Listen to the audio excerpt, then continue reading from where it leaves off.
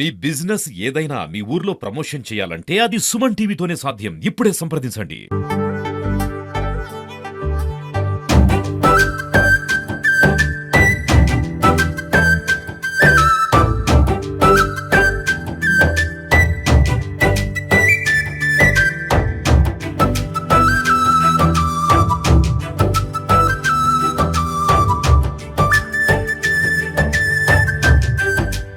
నమస్తే, welcome to Suman TV Warangal. నేను మీ స్వాతి బచ్చు. ఈ రోజున ప్రజాపాలన రెండవ రోజు అయితే కార్యక్రమం అయితే కొనసాగుతుందండి.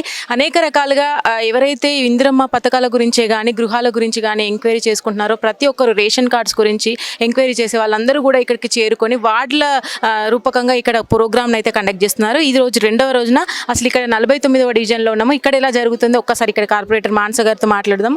నమస్తే అండి. నమస్తే మేడం. చెప్పండి, అసలు ఎలా జరుగుతుంది ప్రజాపాలన కార్యక్రమము? రెస్పాన్స్ ఎలా ఉంది ప్రజల దగ్గర? రెస్పాన్స్ అనేది చాలా బాగుంది. ఎందుకంటే గత 10 సంవత్సరాలుగా రేషన్ కార్డ్స్ అనేవి లేవు. చాలా మంది చాలా రోజులుగా ఎదురు చూస్తున్నారు కొత్త రేషన్ కార్డులు ఎప్పుడు వస్తాయి. అండ్ అదేవిధంగా ఇందిరమ్మ ఇండ్లు 10 ఏళ్ళ తర్వాత రావడం అనేది మనకు చాలా సంతోషం.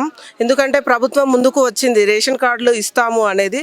చాలా మంది పబ్లిక్ వస్తున్నారు, వాళ్ళ యొక్క ఫామ్స్ నింపి ఇచ్చేస్తున్నారు. ఇంకొకటి అదేవిధంగా ఇక్కడ నుంచి అక్కడికి రేషన్ కార్డు షిఫ్టింగ్ అనేది, అదేవిధంగా పెళ్లిళ్ళు జరిగిన తర్వాత కూడా మన కార్డు ఇంటి దగ్గరనే ఉండిపోవడం, కొత్త ప్లేస్కి రాకపోవడం, ఇట్లా యాడింగ్ డిలీషన్ అన్నీ జరుగుతున్నాయి. ఇవన్నీ వెంటనే ఆన్లైన్ చేసి వీలైనంత తొందరలో రేషన్ కార్డ్స్ అనేది ఇవ్వడం అనేది జరుగుతుంది. అసలు ఎంతమందికి ఇప్పుడు అప్రూవల్ వచ్చినట్టుగా ఏమైనా లెక్క తెలుస్తుందా? అప్రూవల్ అంటే ప్రజాపాలన అప్లికేషన్స్ పెట్టుకున్న వాళ్ళు ఎవరైతే రేషన్ కార్డు కావాలని ప్రజాపాలన అప్లికేషన్స్ పెట్టుకున్నారో ఆ ప్రజాపాలన అప్లికేషన్ ప్రకారం ఒక లిస్ట్ అనేది వచ్చింది. ఆ లిస్ట్ ప్రకారము మున్సిపల్ అధికారులు ప్రతి ఇంటికి వెళ్ళి వాళ్ళ రేషన్ కార్డుకు వాళ్ళు అర్హులా కాదా అని చేసి క్రాస్ చెక్ చేసి ఒక లిస్ట్ అనేది చేశారు. ఒక 130 మెంబర్స్ వరకు క్రాస్ చెక్ చేసి ఫైనలైజ్ చేశారు. ఇంకా ఇంటి దగ్గరికి మిస్ అయిన వాళ్ళు, సరైన సమయంలో లేని వాళ్ళు కూడా ఇక్కడికి వచ్చి పెట్టుకునే విధంగా అవకాశం ఇచ్చారు.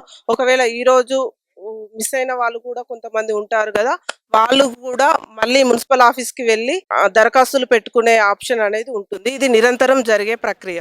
అయితే స్థలాల విషయానికి వస్తే, స్థలాలు కొంతమందికి ఒక దగ్గర ఉన్న వాళ్ళకి, స్థలం ఉన్న వాళ్ళకి ఒక రకంగా ఉంటుంది ప్రాసెస్ అనేది, లేని వారికి ఒక రకంగా ఉంటుంది అంటున్నారు. దాని మీద అనేక రకాల డౌట్లు కూడా ఉన్నాయి. ఒక్కసారి మీ మాటలో చెప్పండి. ఇప్పటి వరకు అంటే గవర్నమెంట్ ఫస్ట్ ఆప్షన్ ఇచ్చింది ఓపెన్ ప్లాట్స్ ఉన్న వాళ్ళకే. ఎవరికైతే ఓపెన్ ప్లాట్ ఉన్నదో, ఎవరైతే ఇల్లు కట్టుకోవాలి అని అనుకుంటున్నారో వాళ్ళకు మాత్రమే ఎంక్వైరీ అనేది జరిపి లిస్ట్ అనేది ఫైనలైజ్ చేస్తున్నారు. ఇంకా మీరు అన్నట్టుగా ఏమి లేని వాళ్ళు, నిరుపేదలు ఉంటారో వాళ్ళకి ప్రభుత్వం ఆల్రెడీ డబల్ బెడ్రూమ్ లాగా కట్టించేసి ఇస్తుంది. ఫస్ట్ ప్రిఫరెన్స్ వచ్చేసి మనకి ఓపెన్ ప్లాట్ ఉన్న వాళ్ళకి, తర్వాత ఏం లేని వాళ్ళకి సెకండ్ ప్లేస్ లో వస్తుంది. Thank you.